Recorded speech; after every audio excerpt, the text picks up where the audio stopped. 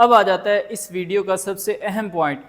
अब ये जो लीवर के अंदर इतनी ज़्यादा फ्री प्ले है, आपका क्या ख्याल है कि क्लच जो है सही से वर्किंग करेगा या नहीं करेगा? बिस्मिल्लाहिर्रहमानिर्रहीम। अस्सलाम वालेकुम दोस्तों, मेरा नाम है वकार अहमद और आप देख रहे हैं पाक bike repairing YouTube channel. Motorcycle mechanical course की आज की हमारी ये 5वीं क्लास है। इससे पहले 4 क्लासेस जो हैं वो हम अपलोड कर चुके हैं, जिसमें हमने एयर क्लीनर के बारे में कंप्लीट डिटेल बताई। दूसरी क्लास में हमने कार्बोरेटर की सर्विस करने का मुकम्मल तरीका बताया। तीसरी क्लास में टेपर एडजस्ट करने के हवाले से कंप्लीट डिटेल बताई गई और चौथी क्लास में चैन का लिंक निकालने की और चैन की आवाज़ को ख़त्म करने का मुकम्मल तरीका बताया गया। आज की 5वीं क्लास है। आज की इस क्लास में हम आपको क्लच की सर्विस करने का तरीका बताएंगे, जिससे क्लच में प्रॉब्लम ना हो। गियर का जो प्रॉब्लम होता है अक्सर औकात वो भी क्लच की वजह से होता है और क्लच की वजह से बाइक की पिक पावर में भी डिस्टर्बिंग होती है। क्लच की सर्विस कैसे करनी चाहिए, सारी डिटेल आपको इसी वीडियो में मिल जाएगी। ये अभी जो हमारी सीरीज़ चल रही है, इसमें हम आपको ओल्ड और चाइना की बाइक के बारे में बता रहे हैं। उसके बाद इंशाल्लाह 1 बाय 1 स्टेप बाय स्टेप हम होंडा CG 125 के बारे में भी बताएंगे, प्राइडर के बारे में भी बताएंगे और होंडा सिटी 70 के बारे में भी ये सारी डिटेल्स बताएंगे, क्योंकि ये मोटरसाइकिल मैकेनिकल कोर्स है। हर एक चीज़ आप दोस्तों को सिखाएंगे ताकि आपको अच्छी तरह समझ आए और एक एक चीज़ की हम डिटेल आपके साथ शेयर कर रहे हैं। अभी ये एक हमारे पास ओल्ड बाइक है। इस बाइक में क्लच के हवाले से कुछ प्रॉब्लम्स हैं। जब भी क्लच का प्रॉब्लम होता है तो गियर का इशू भी उसी वक्त आता है और बाइक की पिकअप के हवाले से भी इशू जो है वो क्लच की वजह से ही आता है। और अगर क्लच जो है दबाने में ज़्यादा हार्ड आपको फील हो तो फिर भी प्रॉब्लम आता है। क्लच की हम इस तरीके से सर्विस करेंगे कि क्लच जो है वो बिल्कुल पानी की तरह नरम भी हो जाएगा, ना तो गियर का इशू आएगा और ना ही बाइक की पिक पावर डाउन होगी। तो उसके लिए हमें क्या करना पड़ेगा, ये जो केस है इस केस को खोलना है स्क्रू ड्राइवर की मदद से। अक्सर औकात एलकी भी लगी होती है, आप एलकी की मदद से खोलेंगे अगर एलकी बोल्ट लगे हुए हैं। अगर जो स्क्रू लगे हुए हैं तो स्क्रू ड्राइवर की मदद से आप खोल लेंगे। 2 स्क्रू हैं, दोनों को खोल के क्लच वर्म केस को अलग कर लिया इंजन से। उसके बाद हमने क्या करना है, क्लच वायर को निकाल लेना है।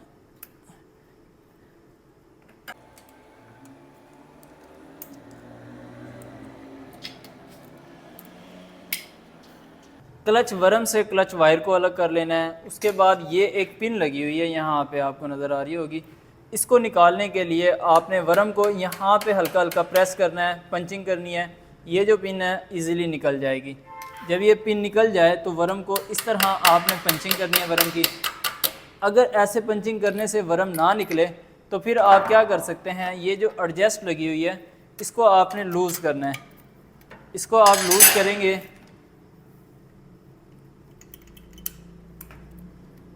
तो क्लच वर्म जो है बआसानी खुद ब खुद निकल जाएगी। क्लच वर्म निकल चुकी है। ये क्लच वर्म का स्प्रिंग है और ये क्लच वर्म है। अब क्लच वर्म के अंदर यहाँ पे 2 बुश होते हैं। ये बुश जो हैं अक्सर औकात ख़राब हो जाते हैं, टूट जाते हैं और निकल जाते हैं। अगर ये बुश निकले हों तो बेहतर यही है कि क्लच वर्म रिप्लेस कर दें। इससे पहले एक वीडियो अपलोड की हुई है जिसमें ये सारी डिटेल बताई है। अगर आप ये ना भी रिप्लेस करें तो फिर भी इसको ऐसे चला सकते हैं, लेकिन इस तरह चलाने में नुकसान ये होगा कि ये जो केस है ये डैमेज हो जाएगा, क्लच साइड कवर। या तो फिर आपको ये केस रिप्लेस करना पड़ेगा साइड कवर, या फिर इसके अंदर बुश लगवाना पड़ेगा। उसके बाद हम आगे चलते हैं। क्लच वर्म एरिए को आपने वॉश कर लेना है। अगर जो कार्बन वगैरह लगी हो, अगर साफ़ हो तो फिर आपने क्या करना है, क्लच वर्म को ग्रीस करना है। इस जगह को भी आपने कपड़े की मदद से अच्छी तरह साफ़ कर लेना है, वर्म को भी, और जहाँ पे वर्म फिट होती है उस जगह को भी अच्छी तरह क्लीन कर लेना है। जब आप क्लीन कर लें तो फिटिंग की बारी आ जाती है। ग्रीस करके हमने इसको फिट कर लेना है, लेकिन आपको मैंने पहले भी बताया कि बेहतर ये है कि जिस वर्म के ये बुश ना हो तो उस वर्म को आप रिप्लेस कर दें, अदरवाइज़ नुकसान हो सकता है। लेकिन फ़िलहाल अगर आप इसी वर्म को भी चलाना चाहें तो आप इसको भी चला सकते हैं। ग्रीस अच्छे से आप लगाएंगे, यहाँ पे भी आपने ग्रीस लगा लेनी है। इस स्प्रिंग को चेक कर लेना है। ये स्प्रिंग अगर नरम हो तो इसको ज़रूर रिप्लेस कर देना है, लेकिन फ़िलहाल हमें ये स्प्रिंग जो है ठीक लग रहा है तो इसको हम ऐसे ही फिट कर देते हैं। अक्सर औकात ये जो एडजस्टर वाली पत्ती होती है ये भी डैमेज होती है। अगर ये यहाँ से डैमेज हो जिस जगह पे वर्म वर्किंग करती है तो इस पत्ती को भी ज़रूर रिप्लेस करें, अदरवाइज़ वर्किंग क्लच की जो है इस पत्ती की वजह से भी डिस्टर्ब होती है। वर्म को फिट करने के बाद यहाँ पे आपने स्प्रिंग का एक होल है, उस होल में स्प्रिंग को फिट कर देना है और फिर स्क्रू ड्राइवर की मदद से आपने स्प्रिंग को वर्म में ऐसे फिट कर देना है। स्प्रिंग फिट हो चुका है। अब ये जो पिन निकाली थी हमने, इस पिन को यहाँ पे ऐसे फिट कर देना है। ये पिन भी फिट हो चुकी है। अभी बारी आ जाती है एडजस्ट करने की। एडजस्ट करने से पहले क्लच वायर को वर्म में ज़रूर फिट कर लेना है। अब वायर की वजह से भी क्लच अक्सर औक़ात हार्ड हो जाता है, आप देख सकते हैं। अब इसकी जो वायर है, केबल जो है, ये जगह जगह से डैमेज है, यहाँ से भी डैमेज है, उसके बाद आप देखें जगह जगह से क्रैक है। अब यहाँ से अगर आप देखें तो इस जगह से भी केबल जो है वो डिस्टर्ब है, यहाँ से भी क्रैक है। अब इसकी वजह से क्या होता है कि क्लच जो है वो हार्ड हो जाता है, इसके अंदर पानी चला जाता है, मिट्टी चली जाती है, जिसकी वजह से क्लच की जो वर्किंग है वो डिस्टर्ब हो जाती है। अगर इस तरह का इशू आपको नज़र आए केबल में तो आप 1 मिनट में इसको तब्दील कर दें। इस केबल को आप ज़रूर रिप्लेस करें। क्लच की वर्किंग जो है वो अगर केबल की वजह से ख़राब है तो क्लच की वर्किंग ज़रूर ठीक हो जाएगी। अभी केबल जो हम फिट करने जा रहे हैं वो क्रॉनलिफॉन कंपनी की है। इसकी क्वालिटी भी बहुत अच्छी होती है और कीमत भी इंतहाई मुनासिब होती है। क्रॉनलिफॉन कंपनी की कोई भी प्रोडक्ट आप क्राउन ई शॉप से भी परचेज़ कर सकते हैं। लिंक आपको डिस्क्रिप्शन में मिल जाएगा। अगर आपको 15% डिस्काउंट चाहिए तो डिस्काउंट कोड वाली जगह पे आप लिखेंगे PBR15 ऑफ, तो 15% डिस्काउंट भी मिल जाएगा। पाकिस्तान के किसी भी शहर में क्रॉनलिफॉन कंपनी की कोई भी प्रोडक्ट आप मंगवा सकते हैं। अभी आपको एक और ट्रिक बता देता हूँ। अगर क्लच आप बिल्कुल नरम चाहते हैं, न्यू केबल फिट करें या पुरानी केबल हो, पुरानी केबल हो तो उसको भी आपने पेट्रोल के साथ वॉश करने के बाद न्यू ऑयल से लुब्रिकेट करना है। स्पेशली अब हम ये न्यू केबल फिट कर रहे हैं, अगर आप चाहते हैं क्लच पानी की तरह नरम हो जाए तो न्यू केबल को भी आप लुब्रिकेट कर लें ताकि मज़ीद वर्किंग जो है वो बेहतर हो जाए। अब केबल गुजारने के लिए स्पेशल ये क्लिप्स लगे हुए हैं, इन्हीं के अंदर से आपने न्यू केबल को गुजारना है और यहाँ से आपने होते हुए हैंडल में ये एक पत्ती लगी हुई है, इसके अंदर से गुजार के यहाँ पे आप फिट कर देंगे।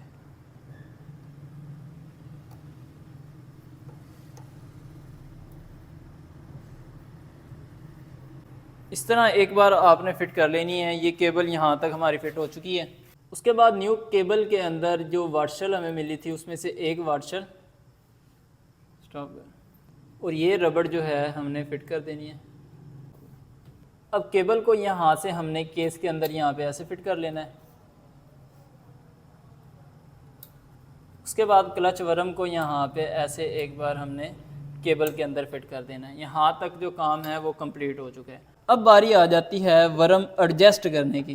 केबल के ऊपर जो नट लगे हुए हैं ये बिल्कुल लूज़ हालत में हो, यानी टाइट ना हो, क्लच बिल्कुल फ्री हालत में होना चाहिए। उसके बाद आप एडजस्टमेंट करेंगे।